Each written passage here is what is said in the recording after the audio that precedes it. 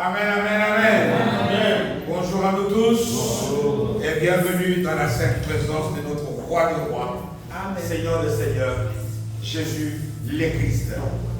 Et je te souhaite encore un bon appétit. Bon appétit parce que nous allons manger la nourriture du ciel, celle qui apaise notre appétit éternellement. Amen. Alors donc,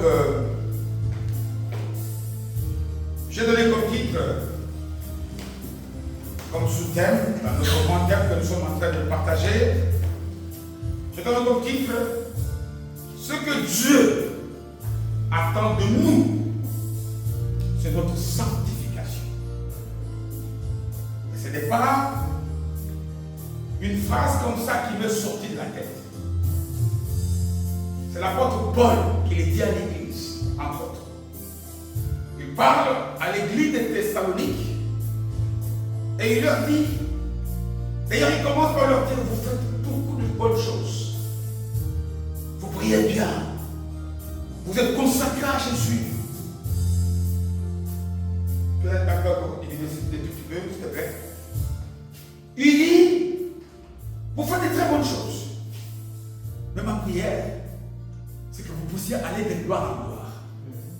Amen. Aller de progrès en progrès. Ne pas se limiter. Ne pas faire du surplace. Et il ajoutera plus loin, au chapitre 4e, verset 3e, parce que ce que Dieu attend de nous, c'est notre sanctification. Alors nous allons essayer de chercher à comprendre en d'autres termes, surtout à notre époque, dans notre siècle, où quand on prêche sur des thèmes comme ça, c'est devenu rarissime. On veut se distinguer, on veut faire le buzz. Paul dit aux Éphésiens, l'Église est fondée sur les enseignements de qui? Des apôtres. Et les apôtres, il en était un. Si c'est que tu prêches, même si ça donne la guérison, si ça n'a pas été prêché par les apôtres, tais-toi. Amen. Amen. Parce qu'il n'y a que ce qui est venu des apôtres, qui eux aussi ont pris ce qui est venu de Jésus, qui donne la vie et la vie à l'abondance. Alors nous allons essayer de comprendre c'est quoi. C'est quoi alors la sanctification? Pourquoi Dieu veut-il que nous puissions être sanctifiés? C'est quoi au juste? Parce que d'ailleurs, plus loin, je me souviens que dans l'épître aux Hébreux aussi, un jour, un chapitre, après le chapitre sur la foi, donc le 12e, on répète la même chose. Il dit cherchez, même d'ailleurs recherchez la paix avec tous et la sanctification. Il dit sans ces choses-là, personne ne verra Dieu. Donc cette chose-là est utile. Nous devons chercher la sanctification et devons la comprendre. Nous allons donc, avant de développer, je nous supplie, nous allons lire 3 versets de notre passage de base qu'on a lu hier.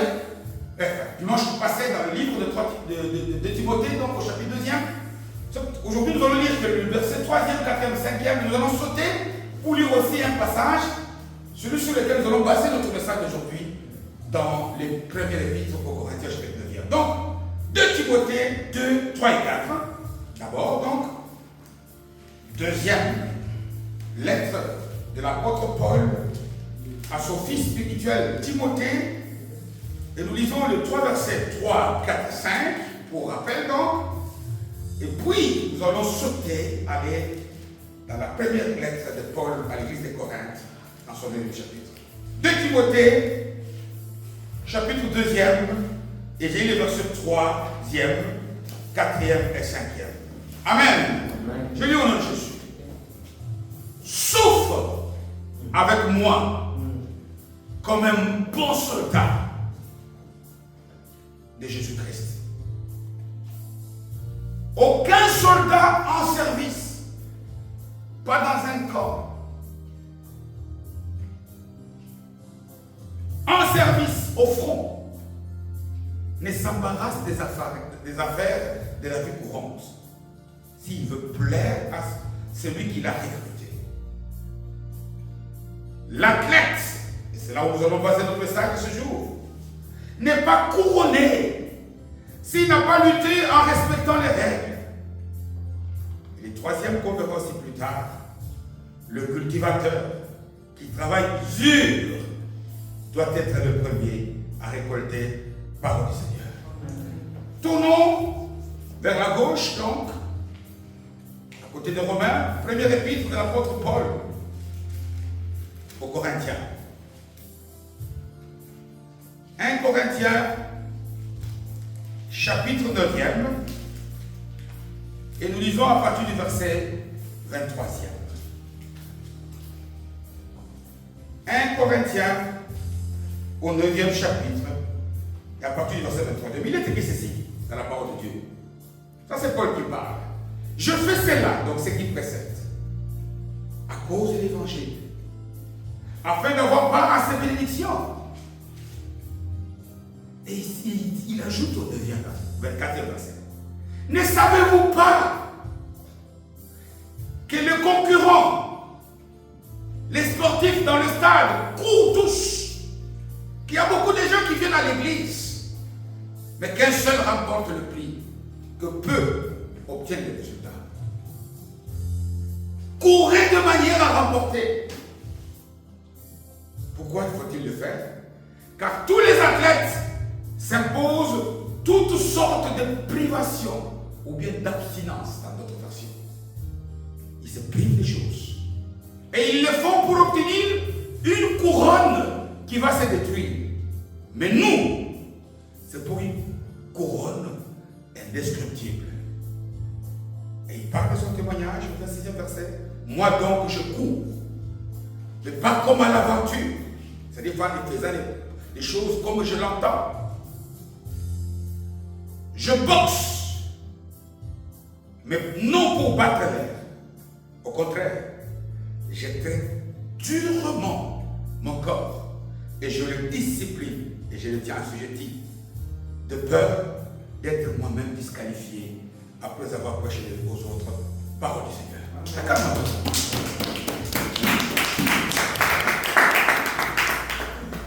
dans la Bible.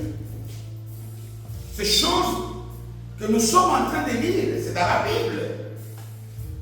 Je l'ai répété et je ne cesserai de le dire. Que lorsque l'apôtre Paul, dans l'extrait du texte de Timothée, sa deuxième lettre, cet homme écrit cette lettre, il est en prison. Et d'ailleurs, il commence au verset 3e, souffre avec moi. Pourquoi j'insiste comme ça? C'est parce qu'aujourd'hui, l'Église est étouffée des enseignements des hommes, des paroles pour plaire à l'oreille. L'évangile qui va mener des gens à la perdition, ce que moi j'appelle l'évangile de la complaisance. On prêche aux gens aujourd'hui des choses pour faire plaisir aux oreilles, des choses pour fidéliser les gens dans les assemblées ou pour les attirer à venir. Ce n'est pas une mauvaise chose, mais l'évangile doit être prêché. L'évangile, le vrai, c'est tout ce dont nous avons besoin. Amen. Amen. L'évangile, le vrai qui sauve, c'est celle qui proclame la vérité. Jésus dit, notamment dans Jean 16, on connaît, entre autres paroles. Il dit quoi? Je vous ai dit que vous aurez quoi? Des tribulations dans le monde. C'est Jésus qui parle. Pourquoi nous sommes étonnés? Cette tribulation-là, si nous le disons, c'est pourquoi? Parce qu'attention, attention, ça peut nous pousser à relâcher la foi. Or, c'est à tous ceux-là qui vont persévérer jusqu'au bout que ça va donner quoi? La coupe. Pourquoi nous avons tendance, il y a l'apôtre Paul qui se plaint, mais toi qui courais bien, qui t'a dit de t'arrêter? Des gens tels que l'église d'Éphèse, où est parti ton premier amour? L'église aujourd'hui, pourquoi? Parce que nous avons écouté, nous avons placé nos oreilles à écouter qui ne sont pas des vérités bibliques, qui ne sont pas. Regardez un peu chacun des apôtres du Seigneur, toute sa vie a été parsemé de difficultés, de tribulations. Regardez la vie de chaque apôtre, comment il est mort. Le problème, ce ne sont pas les difficultés que nous avons. Le problème, ce n'est pas que dans ce monde, on aura des difficultés. Mais quand Jésus parle dans Jean 16, il compris quoi? Tenez, ayez courage. Parce que moi, j'ai fait quoi? J'ai vaincu le monde. C'est-à-dire que le problème, ce n'est pas si tu tiens, la victoire est pour toi. Personne d'autre en Christ ne peut. Voilà pourquoi il dit demeurer toujours attaché au sceptre. Il dit tout simplement, parce que sans moi, sans attachement au sceptre, vous n'aurez rien. Mais il dit que tout sarment qui est attaché au sceptre, Dieu le montre. Et il dit celui-là qui demeure, qui écoute la parole, la vraie, la véritable, et qui la met en pratique, qui y obéit, celui-là portera beaucoup de fruits. Et tout ce qu'il va demander à Dieu, il va l'avoir. Amen. Parfois, la plupart des choses que nous traversons aussi, c'est passager. Et d'ailleurs, la Bible nous apprend que les temps qui vont précéder la seconde venue du Christ sera encore plus terrible à cause des guerres. Il dit même l'amour du plus grand nombre va disparaître, même y compris. Et il ajoute que même la foi des élus, il risque d'être mis en garde. Pourquoi il nous met en garde par rapport à ça? C'est que quelqu'un qui te dit que dans ce monde, tu n'auras pas de tribulation. Il te dit tout sauf la vérité du ciel. Amen. Amen. Il te dit, prends courage, persévère. Et nous l'avons vu d'ailleurs, ici, dans tous ces messages que nous sommes en train de voir, c'est pour nous donner quel est alors le résumé par la bouche de l'apôtre Paul. Dieu nous dit, quel est l'état réel? Quelle est cette vie dans laquelle tout chrétien doit vivre pour ne pas chanceler, pour ne pas bouger, pour rester ferme dans la foi contre vents et marées. Que les tribulations viennent de gauche ou de droite, viennent d'en haut. C'est comme cette maison bâtie sur le roc, où Jésus-Christ lui-même dira dans l'évangile selon Matthieu au 7e chapitre, les vents violents peuvent venir, la maison peut bouger, mais elle ne va pas s'écrouler. Mais il dit qu'une maison qui est basée sur du sable, elle va tomber en ruine. Le sable, c'est quoi? C'est lorsque nous ne sommes pas dans la parole. Et la vraie, le dimanche passé, nous dit que nous devons avoir la mentalité d'un soldat, d'un bon soldat. Nous devons être comme des soldats, comme des militaires en guerre. Et en disant ça, je l'ai répété pour dire que la guerre est légitime. Venir à Jésus, nous allons avoir des batailles. Et nous avons 3 ennemis. Si je nous pose la question ici, c'est quels sont les 3 ennemis? Le premier qu'on va citer, c'est le diable. Mais non! Le premier, c'est d'abord nous-mêmes, notre chair, notre nature humaine. Ces vieils hommes que nous avons laissés, qui nous guettent, qui avancent toujours avec nous, qui dort avec nous, qui se réveille avec nous. Et nous avons du mal, parce que c'est lui, quand le corps a mal, c'est la chair qui te dit, où est ton Dieu? C'est elle qui donne même l'accès au diable. À cause de ses convoitises, à cause de nos pensées. Nous avons un second ennemi, c'est le monde qui nous entoure. Quelqu'un peut discipliner sa chair, peut laisser que le Saint-Esprit puisse, comment dirais-je, restaurer son âme, que ses émotions se deviennent correctes, qu'il tienne bien, qu'il tienne fort. Mais parfois c'est le monde qui nous pousse à attrister le Saint-Esprit. Et en troisième position, je l'ai placé en troisième position parce que pour les élus, le diable ne peut nous attaquer que lorsque nous lui donnons accès. Voilà pourquoi il nous écrit, ne donnez pas accès au diable. Ne le laissez pas se faufiler. Attachez-vous à Dieu. Attachez-vous à sa parole. Résistez, il fuira loin. Voilà pourquoi je l'ai placé en troisième. Nous avons ces 3 ennemis. Nous aurons l'occasion d'en développer l'un après l'autre. Mais ici, nous voyons que, comme il a dit, nous devons être le dimanche passé comme des soldats, comme des militaires. militaire. Et la qualité première d'un militaire, je l'ai dit, c'est quoi? C'est l'esprit de sacrifice, la discipline, l'obéissance, le courage. Si tu n'es pas discipliné, tu auras du mal à prier, bien-aimé. Parce que l'ennemi, j'ai montré comment il a empoisonné la vie. Comment il veut nous voler du temps. Tu vas au travail, il y a de plus en plus de travail. Parfois, tu as touché même, chercher à ce que notre santé puisse parfois. Le problème, ce n'est pas la santé. Le problème, c'est que Jésus nous dit, prenez courage. Parce que moi, j'ai vaincu le monde. Ce qu'il est en train de faire, c'est pour vous pousser à vous écarter du chemin de la foi. Résister avec une foi ferme. La foi, c'est quoi? C'est l'obéissance, que ce que Dieu a dit, c'est vrai, ça va se faire. C'est ça la foi. Nous devons donc demeurer de bons soldats dans notre aspect extérieur, mais aussi dans notre aspect intérieur. Et nous devons prendre courage, malgré les batailles. Il dit, les ténèbres ne régnent pas toujours à jamais. C'est-à-dire qu'un jour, les ténèbres vont être vaincues par la lumière. Amen. Amen. Et aujourd'hui, il nous dit, soyez courageux. Aujourd'hui, il nous a dit un peu passé, vous devez être courageux.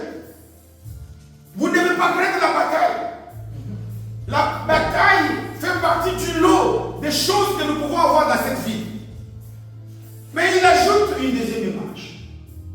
Il prend l'exemple d'un sportif de haut niveau, d'un athlète. Pourquoi il prend cet exemple? D'abord, c'est tout simplement pourquoi, parce qu'imaginez-vous, dans les temps anciens, notamment dans l'Antiquité, même d'ailleurs encore le temps, c'est aujourd'hui de notre temps ici, où j'ai comme l'impression que le sport de haut niveau commence un peu à perdre un peu de sa notoriété.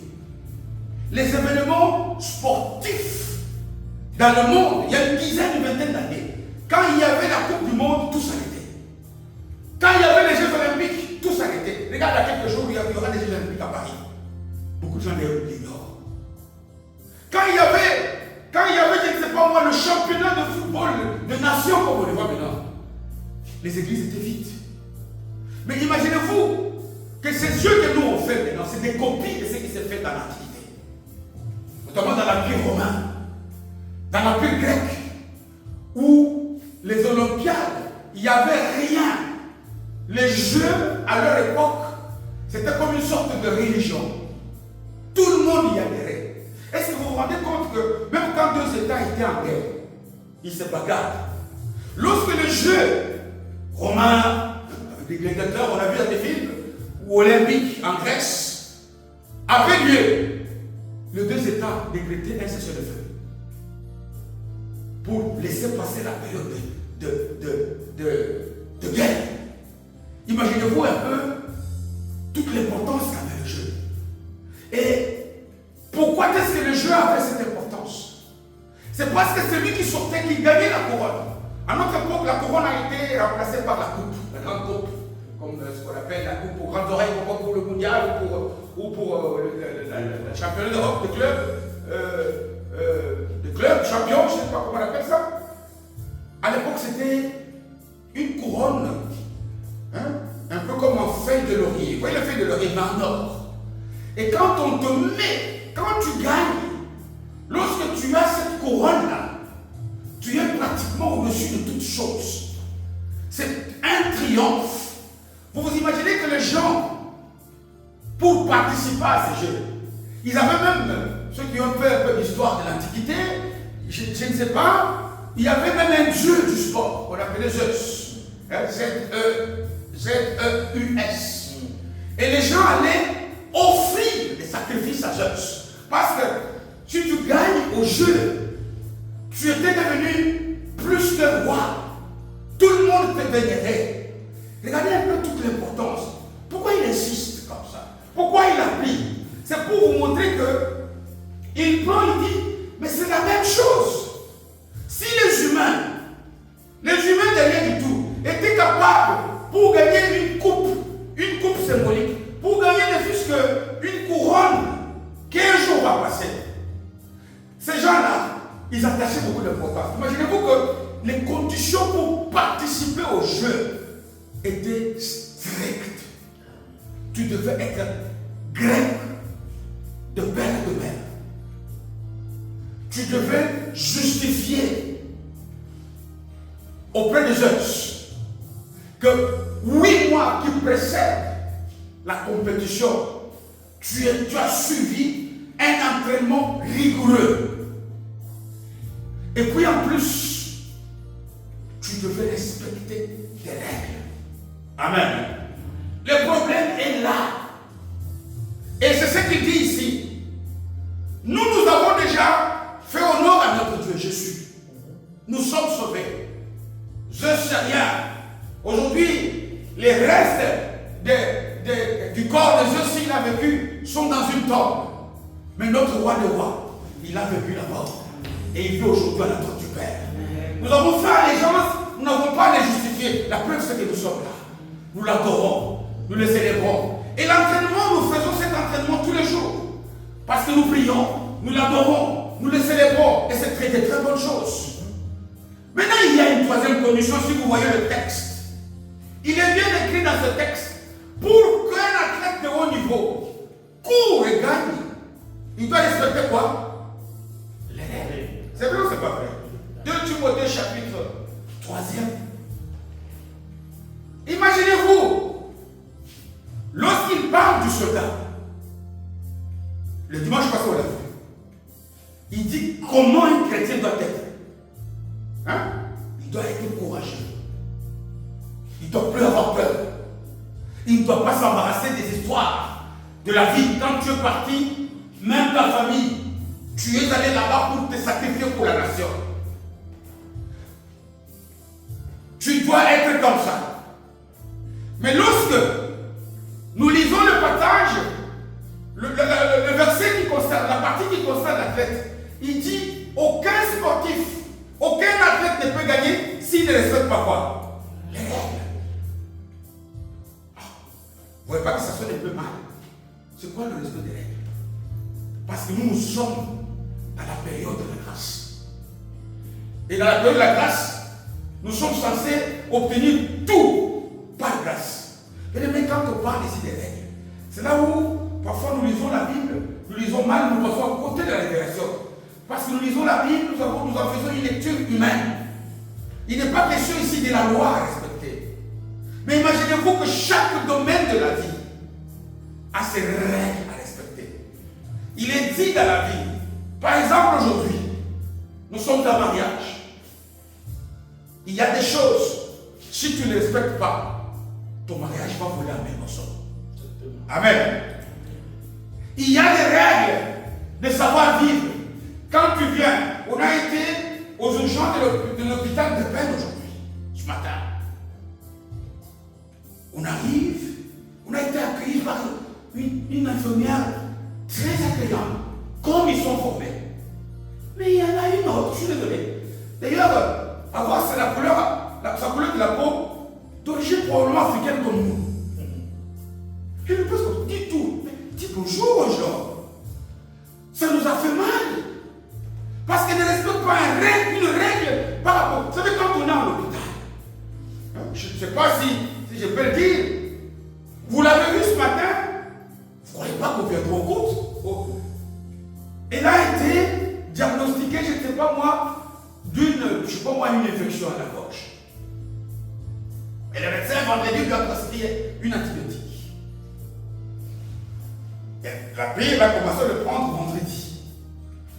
Elle les prenait avec rigueur, comme jamais je l'ai vu. La plupart des médicaments, quand je les vois prendre, je dis, tu as pris ton médicament de cet antibiotique-là, elle avait mis même le chronomètre.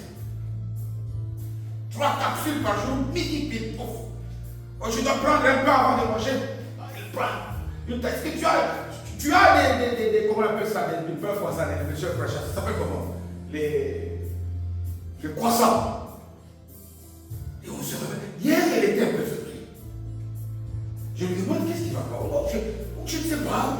Je ne sais pas bien, mais je ne sais pas ce que j'ai. On est distinct. La nuit, j'ai observé qu'il s'agitait beaucoup. Mais elle sort ce matin pour aller s'apprêter pour bien lever. Il faut voir.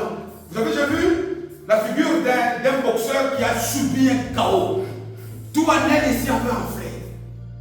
Oh, qu'est-ce qui se passe? Je dis, mais pourquoi tu ne m'as pas réveillé? Oh non, je ne voulais pas te réveiller, tu me déranges. Allez, on prend la voiture, on arrive aux urgences, tout paniqué. Dieu fait bien les choses. On nous fait passer directement aux urgences. Je sais que nous avons déjà connu la même réaction avec ton épouse. Hein? Ouais. Quand elle avait eu un truc au dos. Elle avait aussi du mal à respirer. Et c'est le chef du service des urgences qui était là, qui le reçoit, qui détecte qu'elle est allergique à ces médicaments, qui lui donne tout de suite là deux comprimés.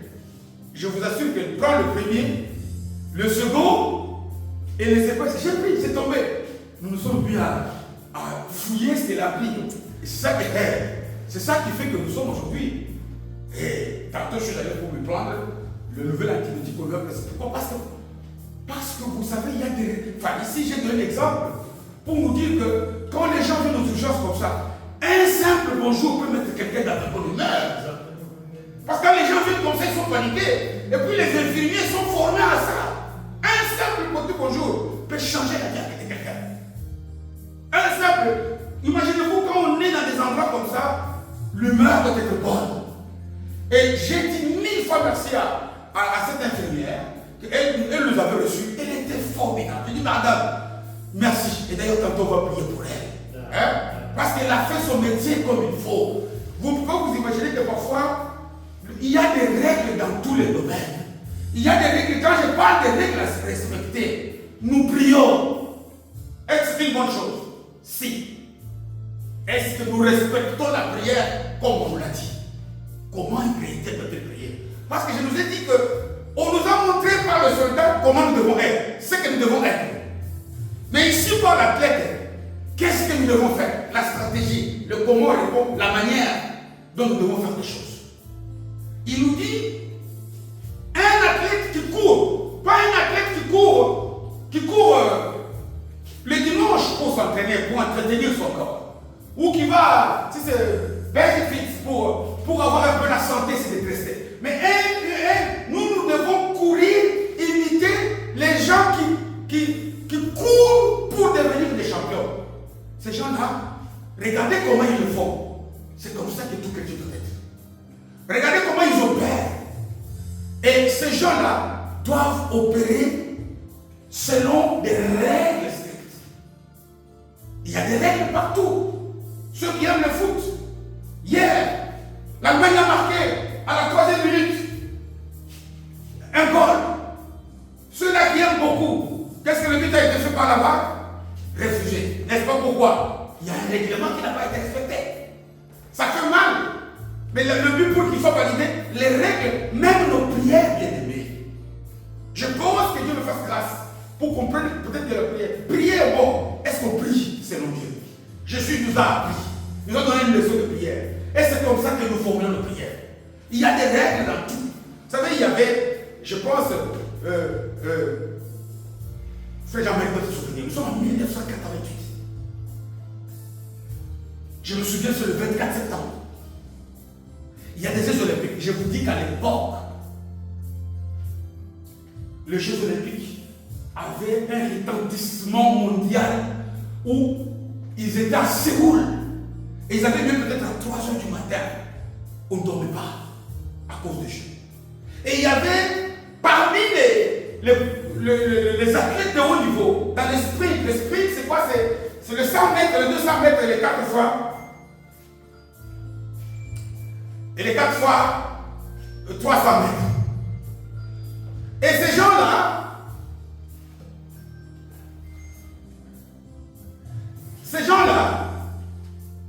ils sont, nous attendons. Il y avait un Américain, un athlète, un sprinter américain, il s'appelait Carl Lewis.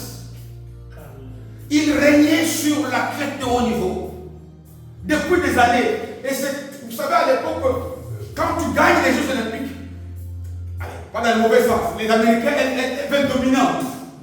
Et ils sont à côté d'un grand pays aussi concurrent, le Canada. Et ces athlètes n'étaient pas dominés. À Séoul,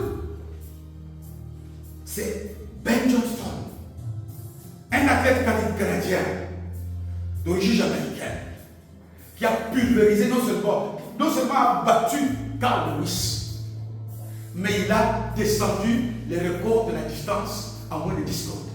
Et ça a été un choc dans le monde. Nous n'avons pas dormi. Ben Johnson, Carl Lewis a été battu. Il a gagné le record du monde. Mais quelques temps après, qu'est-ce qui est arrivé? Demandez la suite au frère Jean-Marie. Le monsieur a été disqualifié. Pourquoi? Parce qu'il avait été détecté qu'il était dopé. Amen. Et d'ailleurs, jusqu'aujourd'hui, il a nié parce qu'il dit qu'après la médaille, il est allé demander à quelqu'un de lui offrir une bière fraîche. Et quand on lui a amené la bière fraîche, la bière était déjà ouverte. Et lui, il a bu. Il dit que peut-être c'est là-dedans. Pourquoi? Parce que lui était allergique aux produits qu'on avait détectés dans son sang. Lui-même ne pouvait pas le prendre. Mais là n'est pas le problème. Pourquoi? C'est la même chose aussi. Il dit, un athlète de haut niveau, s'il ne respecte pas les règles, il sera disqualifié. C'est la même chose aussi, bien aimé. Notre culte qu'on fait ici, il y a des règles bibliques pour faire le culte. Si nous ne respectons pas ces règles-là, notre culte ici est disqualifié. C'est-à-dire que devant Dieu, c'est comme si on n'a rien fait. Amen. Nos prières que nous sommes en train de prier, nous sommes à la période où nous devons savoir comment prier. Comment se dire la bonne prière? Quelle est la bonne prière? Nous devons chercher, bien aimé, je l'insiste, à sortir de ces messages-là, comme ceux des 4 grands prophètes dont on a parlé le mois dernier, des choses pour nous faire plaisir. Fais ceci, tu n'auras pas ceci, tu vas avoir. Non. Il est écrit dans Matthieu 6e chapitre, verset 33e. Cherchez d'abord le royaume de Dieu et quoi? Et sa justice. Les restes. Ce n'est pas qu'on n'aime pas être béni. Ce n'est pas qu'on n'aime pas qu'on nous donne des biens. Les biens, des voitures, des maisons. Dieu met ça. Jésus a placé ça dans le reste. Des choses qui viennent. Il dit, voici les miracles qui vont nous accompagner. Aujourd'hui, nous avons placé les miracles devant nous. Nous, en tant qu'enfants de Dieu, si on fait des choses en respectant les normes, les choses vont nous suivre. Nous n'avons pas ces choses parce que nous sommes, nous, en train de nous avons placé ces choses, non pas au bon endroit. Nous devons chercher à connaître. Tu vas avoir un bon mariage. Quelles sont les règles d'un mariage qui tient? Pourquoi? Parce que j'ai parlé ici tantôt de Ben Johnson en 1988. D'ailleurs, il a été banni à vie. Il ne peut plus faire du sport. Il est arrête. Il ne peut plus faire du sport. Mais lui, c'était du sprint. Tandis que la vie chrétienne était quoi? Un marathon. C'est une course sur longue distance. Amen. Amen. Et dans cette course-là, nous avons besoin. Et c'est là où notre apôtre Paul nous aide lorsque nous lisons le passage que nous avons lu, le deuxième qu'on a lu. Il dit quand on suit, quand on fait le marathon, il y a des choses auxquelles, il y a une discipline de faire à laquelle nous devons imposer notre corps. Soi-même, toi et moi ici, dis-moi, sans discipliner ton corps, comment peux-tu prier convenablement? Comment peux-tu te lever à 4 heures pour prier?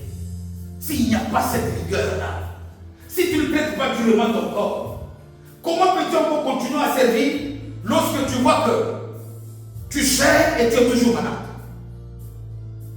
Comment peux-tu continuer à faire des choses lorsque tu as l'impression que, comme l'avait vu Asaph autrefois, il dit, mais j'ai comme l'impression que les païens prospèrent. Nous souffrons beaucoup.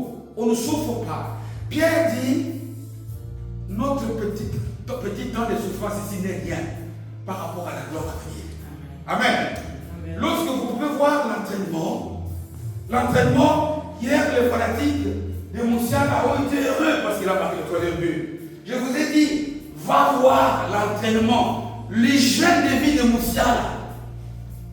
Tu te diras, à 21 ans, oui, à 21 ans, on ne devient pas champion comme ça au hasard, bien aimé. Le fait que l'entraînement de David avec l'ours, avec les lions, a été puissant. Cet homme a eu le courage d'affronter Goliath. Bien sûr que c'est Dieu, mais c'est Dieu qui est derrière tout ce que nous sommes en train de vivre. C'est Dieu qui l'a placé devant ces lions et cet ours. Mais regarde, il dit, quand je me suis souvenu de l'ours que j'ai terrassé, alors cet homme, moi je vais le vaincre. Parce qu'avec Dieu, nous feront quoi? Des exploits. Pourquoi tu résistes? Et cette manière, bien aimé, de suivre les règles, connaître les règles et les appliquer. Dans un français facile, c'est ça qu'on appelle le processus de la sanctification. Conformer ta vie à l'image de Christ. Voilà pourquoi Paul, quand il parle aux Romains 8, 28, il dit, d'ailleurs, un passage qu'on cite beaucoup et qu'on cite mal parce que tronqué et sorti de son contexte. Quelqu'un qui est en train de récolter ce qu'il a sémé, il a sémé une mauvaise sémence. Il récolte la tempête. Il dit, Dieu a dit, il est écrit dans Romains, tout concourt au bien de Dieu. Non. Ce passage, on peut le lire. Romains 8, 28. C'est très important qu'on lise ces choses. Parce que parfois on se laisse. Pourquoi j'ai l'impression que ça ne marche pas? Insiste, continue.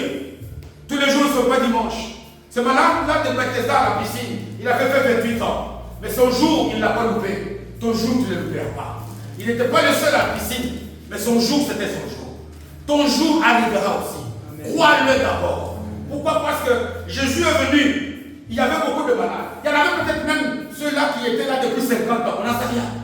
Mais il a vu celui-là qui était depuis 38 ans. Pourquoi? Parce que chaque chose a son temps. Amen. Il y a un temps pour chaque jour. Il y a un jour pour chaque chose. Romains 8, verset 28. Du reste, nous savons que tout concourt au bien de ceux qui aiment Dieu. On a mis virgule. De ceux qui sont appelés conformément à son plan. On a mis virgule. Quel est le plan? Verset 29. En effet, ceux qu'il a connus d'avance, il les a aussi prédestinés à devenir conformes à l'image de qui? De Jésus. Dieu fait concourir au bien tout est calvaire. Lorsque cela va t'amener à ce que tu puisses devenir la ressemblance du Christ. Amen. Parce que Jésus pouvait dire, celui qui m'a vu, il a vu qui? Le Père. Et il nous a donné la même mission. Il a dit, vous aussi allez. Il voudrait que celui qui nous voit aussi, il voit qui? Jésus. Alors voilà pourquoi la sanctification est ce processus-là qui fait que la parole de Dieu que nous sommes en train de recevoir dimanche après dimanche, ou même dans nos méditations, transforme notre vie pour que quand on te voit, on dit on a vu Jésus. C'est ça la sanctification. Que nous ne devons pas confondre avec la sainteté. Quand on parle que nous sommes des saints, que Dieu est saint, la sainteté est l'état final. Nous atteindrons la sainteté lorsque nous serons face à face au ciel. Mais sur cette terre, nous sommes dans un processus qui nous amène chaque jour à la transformation. Amen. Amen. Être capable de changer de plus en plus. C'est ça la sanctification, c'est un processus. Voilà pourquoi, à une certaine périodicité que chacun d'entre nous ici s'est fixé, nous devons faire le bilan de notre marche chrétienne. Est-ce que j'avance? Est-ce que je fais sur place? Tout en te regardant par rapport à l'image de Christ. Et quand on parle de l'image de Christ, il n'est pas question de comme cette dame congolaise qu'on voit, je crois, à Manguengue, qui a pris la photo, je crois, de cet acteur américain, qui place que je suis l'épouse de Jésus. Ce monsieur-là est devenu Jésus. Je ne sais pas si nous tous avons vu cette image, cette vidéo. Et là, c'est sur les réseaux, c'est beaucoup comme ça. Et vous voyez la petite acteur qui a tourné le film là. C'est ça mon épouse. Je suis l'image de Christ. La ressemblance de Christ. Ça vaut son caractère. Amen. Il dit, Paul ici, parce que je vais atterrir bientôt le temps, c'est Paul dit, moi je cours. Ça il est dit au lycée, je crois ça. Mon but, c'est de connaître l'homme de Christ et de devenir de plus en plus semblable à qui? À lui. Et ça, c'est un effort. Il n'y a aucun pasteur qui va, oui, quand je dis, quand il prêche la vérité, c'est déjà une aide. Mais le travail final, tu peux avoir le meilleur des coachs, comme Nagelsmann, pour ceux qui aiment Nagelsmann, ou comme, comment notre entraîneur s'appelle quoi? Federico? Comment il s'appelle?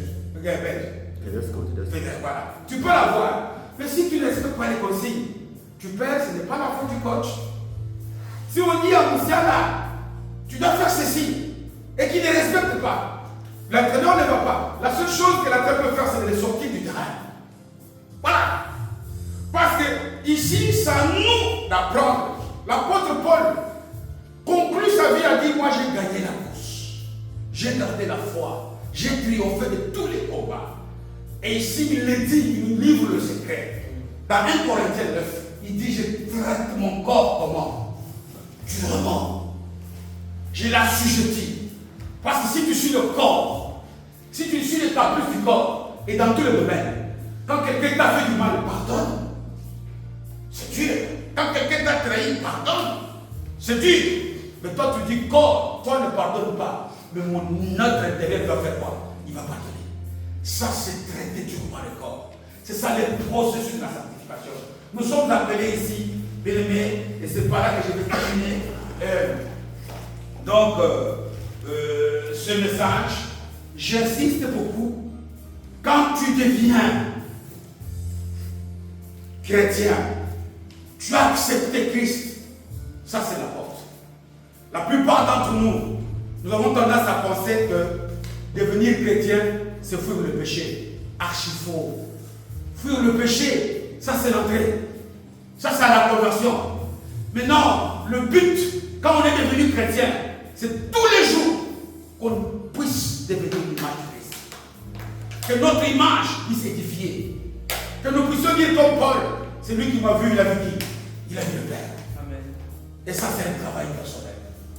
Ça c'est un travail auquel chacun d'entre nous doit se soumettre. Nous recevons tout par grâce.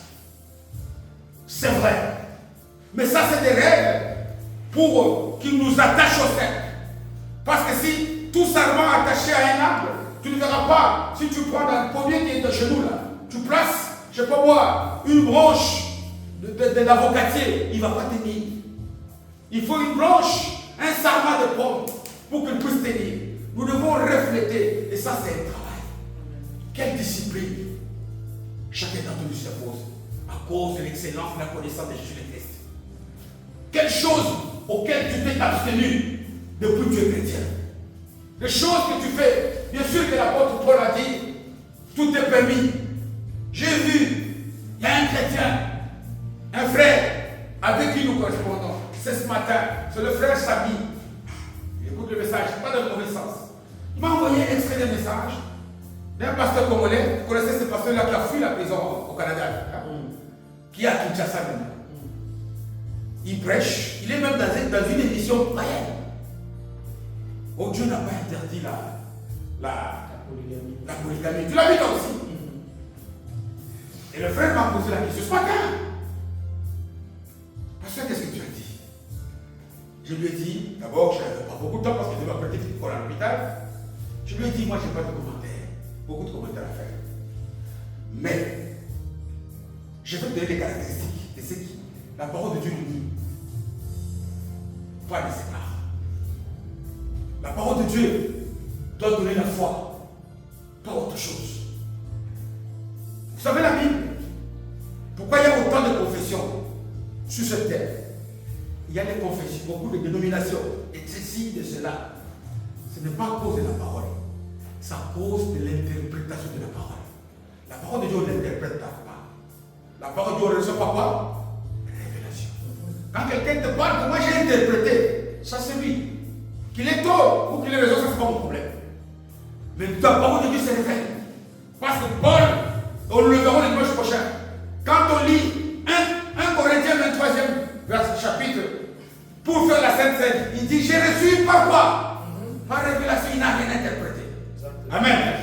J'ai dit, on aura le temps, je vais avoir le temps de lui donner des passages pour qu'il se fasse lui-même lutter. Parce que nous lisons la parole de Dieu au premier degré. Quand on parle de polygamie de la Bible, ce n'est pas comme la polygamie de la vie. Tout ça, quand on nous dit que nous sommes l'épouse de Christ, ça voudrait dire quoi? Ça voudrait dire quoi? Alors le Christ est polygame. Donc nous devons comprendre ces choses-là sur le plan spirituel. Enfin, je voudrais dire que ce que nous sommes en train de dire ici, c'est qu'à partir d'aujourd'hui, nous puissions savoir que dans chaque domaine de la vie, il y a des règles. Et nous sommes de la famille de qui? La famille sportive de qui? De Jésus. Et les règles que nous devons suivre, c'est qui? Les règles de Jésus. Pas les règles des pasteurs. Je reviens ici tout simplement qu'il n'est pas attaché à quoi? au CEP. Aujourd'hui, nous sommes beaucoup attachés. Notre pasteur nous a révélé ça. Si ça vient de ton pasteur, ne le retiens pas.